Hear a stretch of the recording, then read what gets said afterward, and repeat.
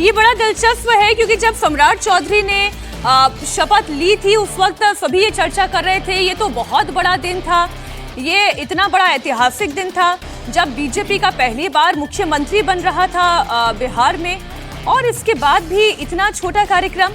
तो शायद आज के दिन का इंतजार किया जा रहा था और इसलिए आज के दिन को इतने बड़े स्तर पर एक बड़े आयोजन के साथ मनाने का फैसला लिया गया। हमारे सहयोगी नीतीश चंद्र इस वक्त पटना के गांधी मैदान से ही जुड़े हुए हैं। एक तो पहले आप तैयारियों की तस्वीर दिखा दें, मंच किस तरह से सजाया गया है, कुर्सियां कहां लगाई गई है, कौन कौन से नए चेहरे आज कैबिनेट में दिखाई देने जाने वाले हैं। देखिए, पटना के जिस ऐतिहासिक गांधी मैदान में शपथ ग्रहण होना है वहां पर काफी संख्या में भीड़ आ गई है, लोग आ चुके हैं और देखिए कितने बड़े स्तर पर तैयारी की गई है, क्योंकि बंगाल की जीत के बाद काफी बड़े स्तर पर इस शपथ ग्रहण समारोह को लेकर तैयारियां की गई। इससे पहले जब मुख्यमंत्री ने और 2 डिप्टी सीएम ने शपथ ली थी तो बहुत ही छोटा कार्यक्रम था और उसके बाद ही ये कहा गया था कि जो मंत्रिमंडल विस्तार होगा वो भव्य होगा, बड़ा होगा। इस बीच बंगाल की जीत हो गई और इस वजह से इसमें और बड़े स्तर पर इसको किया जा रहा है। खुद प्रधानमंत्री मोदी, गृह मंत्री अमित शाह, जेपी नड्डा जैसे तमाम बड़े नेता यहाँ पर पहुँच रहे हैं।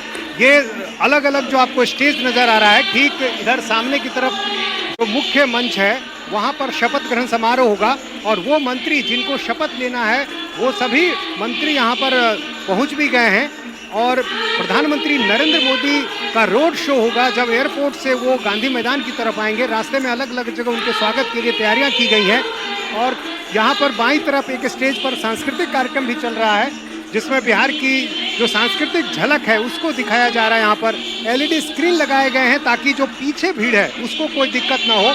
रात बहुत तेज बारिश हुई है पटना में और इस वजह से थोड़ी दिक्कत हुई है, मैदान गीला हुआ, लेकिन रातों रात कोशिश की गई, किसी तरह से पानी को निकाला गया है और अब ये गांधी मैदान पूरी तरह से लोगों से भर गया है।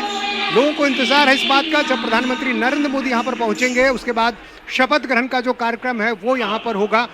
मंत्रियों की लिस्ट आ चुकी है, सभी मंत्री यहाँ पहुँच चुके हैं। कई नए नाम भी हैं इस बार, जिसमें खासतौर से यदि बीजेपी को देखें तो नंद किशोर राम, मिथिलेश तिवारी, इंजीनियर शैलेंद्र कुमार और रामचंद्र राम, ये वो नाम है जो बीजेपी से पहली बार मंत्री बन रहे हैं। इसके अलावा जेडीयू में निशांत, नीतीश कुमार के बेटे, पहली बार जाहिर है मंत्री बन रहे हैं और इससे पहले उनको लेकर कई चर्चाएं होती रहीं, उनको मनाया गया, तैयार किया गया, डिप्टी सीएम की बात आई, लेकिन अब कल इस बात की अचानक चर्चा हुई कि निशांत को मंत्रिमंडल में शामिल किया जाए। तो निशांत नीतीश कुमार के बेटे आज इसी मंच पर मंत्री पद की शपथ लेते नजर आएंगे। इसके अलावा श्वेता गुप्ता जो पेशे से डॉक्टर हैं, पहली बार विधायक बनी है शिवहर से, वो भी मंत्री बन रही हैं। बुलो मंडल जो गंगोता समाज से आते हैं, पहले सांसद रह चुके हैं, इस बार विधायक के तौर पर जीते। नीतीश, जितने भी नए चेहरे हैं उन पर तो चर्चा करेंगे ही, साथ ही साथ निशांत की जरूरत क्यों पड़ी, निशांत की सरकार में एंट्री क्यों हो रही है, इस पर भी हम चर्चा करेंगे। हमारे साथ देवेंद्र पाराशर, हमारे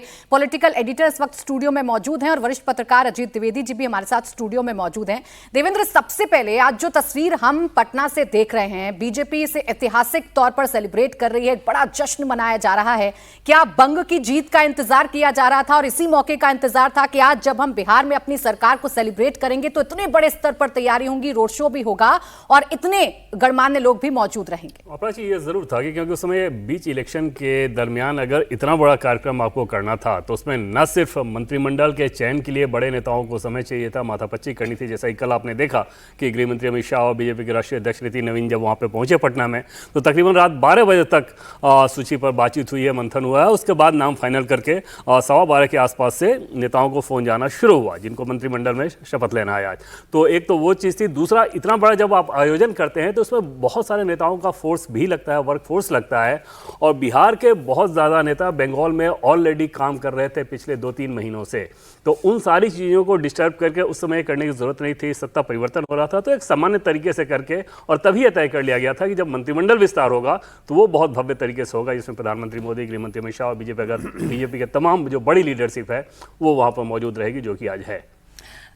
हम कई नामों पर लगातार चर्चा कर ही रहे हैं और जैसे अभी हमारे सहयोगी नीतीश चंद्र बता रहे थे अजीत जी, पहला नाम निशांत कुमार का है और ये चर्चा उस वक्त भी हो रही थी जब सम्राट चौधरी मुख्यमंत्री के तौर पर शपथ ले रहे थे। तो एक सवाल था कि क्या निशांत कुमार उप मुख्यमंत्री बनेंगे?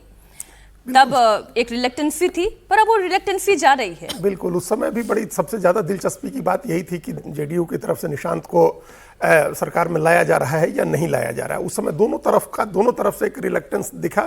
निशांत भी तैयार नहीं थे और नीतीश कुमार भी रिलेक्टेंट थे, वो भी तैयार नहीं थे। परिवार के लोगों के साथ जो उनकी मुलाकातें हुई, जो दबाव था, उसको उन्होंने किसी तरह से उस समय रोक दिया कि नहीं, अभी निशांत को नहीं करना है। लेकिन उसके बाद उनकी जो राजनीतिक सक्रियता बढ़ाई गई, अभी वो यात्रा कर रहे हैं 3 तारीख से पूर्वी चंपारण से अपने पिता की तरफ, वो भी एक यात्रा पर निकले हैं, राजनीतिक यात्रा पर।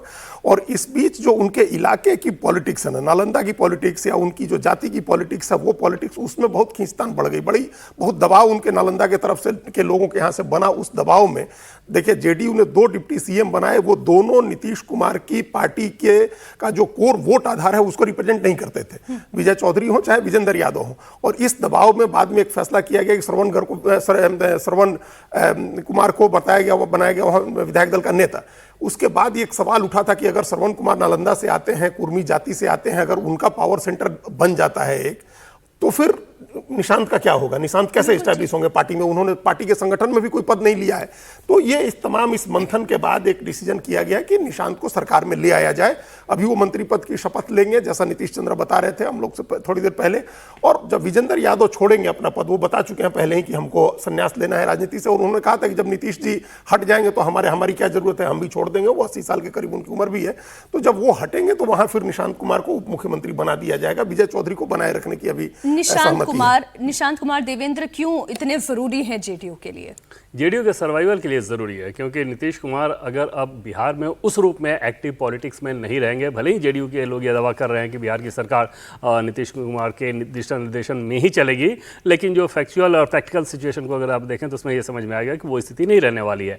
तो ऐसे में नीतीश कुमार के बाद जेडीयू की सक्रियता किस एक्सिस के सहारे घूमेगी? सब कुछ जानता है कि जेडीयू वन मैन शो वाली पार्टी है, और उस कंडीशन में एक वैसा ही नाम चाहिए था जो कि नीतीश जी के साथ सीधे सीधे जुड़े।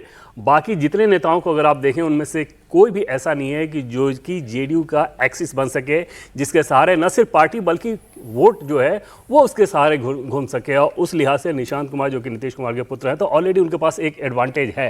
हालांकि नीतीश कुमार बनना निशांत कुमार के लिए बहुत बड़ा चैलेंज इस लिहाज से होगा, और तकरीबन अगर लगभग 50 साल की उम्र आपकी हो गई है और अब तक आपने वो पॉलिटिकल कैलिबर नहीं दिखाया, तो इसमें सवालिया निशान ज़्यादा बड़ा होगा। लेकिन कम से कम सर्वाइवल के लिए वो एक एक्सिस चाहिए था जो कि निशांत के नाम में जेडीयू के नेताओं को दिख रहा है।